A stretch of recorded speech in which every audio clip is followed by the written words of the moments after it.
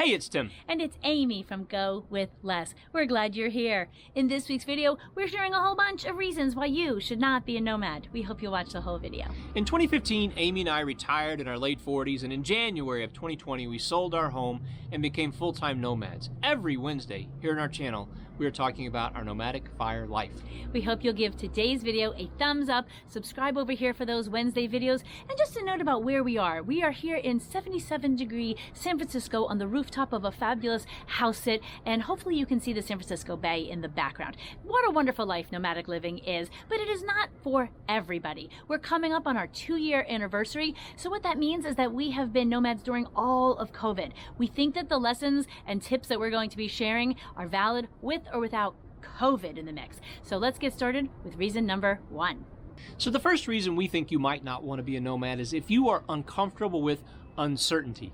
Every single day we are faced with just new dynamics. It's just part of the life, whether it's we show up at an Airbnb and the bed's new and different, the temperature's different, the food is different, where we're going to grocery shop is different. So change is just a given with our lifestyle. So even if we were in an RV and we were traveling around the country and we had a consistent bed, every time you show up in a new location, you got to find different gas, you got to find different groceries. So the dynamics of change are something that you have to be very comfortable with if you want to be a nomad. Next, do not jump into nomadic living if you think that it is a vacation. We are just living our day-to-day life, but moving around a lot. And the reality is that moving around a lot is an enormous amount of work. Not just packing and moving from place to place, but also planning where we're going to go. So vetting all of the locations in the world and the ways that we're going to get there and where we're going to stay and how we're going to afford it and all of that. That is almost like I'm going to say that's a job for us. We enjoy it, but it is not a vacation. If you have a profession that mandates that you are in a certain place, for instance, if you're a realtor and you have an established base of business and you need to be there to support your clientele, that might make it very difficult for you to be a nomad. Obviously, we retired, and so that takes that off the counter for us. However, that might be something that's a barrier for a lot of people who consider becoming nomads. If you aren't passionate about trying new things, then maybe nomadic living is not for you. We like to say that we are addicted to new. We love new grocery stores and new cities, new people, new languages, new walks, all of it. We love it. If you are not equally passionate about all kinds of newness, then maybe this isn't a lifestyle for you. If you are really, really engaged with your family, whether it's taking care of your children or taking care of your grandchildren or your elderly parents, or if you have this sort of relationship and you need to be there, you have a desire to be there and be with your family on a weekly basis or a daily basis, this obviously is going to be something that's going to make it difficult for you to be a nomad.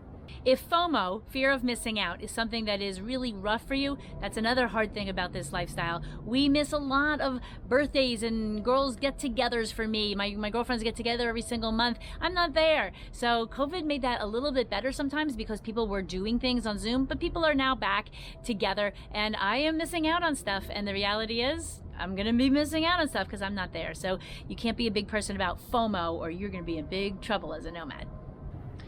So considering this nomadic life, you really need to be in tune with your money. If you don't have a great relationship with your money and what you spend, then that's going to be a challenge for you as a nomad. Specifically, I think another challenge that you might intuitively understand but not fully grasp is that as you launch into this lifestyle, you're going to have a lot of variability in your spending unless you're in one place. So moving around just implies that things are going to cost different amounts of money. So whether it's lodging or whether it's food or whether it's whatever you might think up that you're going to be spending money on, you're going to have to be comfortable with those varying depending on where you are.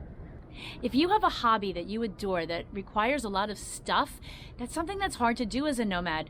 For example, maybe you're into woodworking, metalworking, auto mechanics, scrapbooking, things like that. It's very hard. I am into cooking, and even though I can do basic cooking whenever we're anywhere, it's not the same. So I used to have a full pantry, all the spices, all the condiments, lots and lots of staples and ingredients. Well, I don't have any of that anymore when we're moving from place to place. So in order to replicate what I had, it's really tough, or it would be very prohibitively expensive. So I don't cook as many involved things as I used to, and that's kind of a bummer. That's the reality of nomadic life.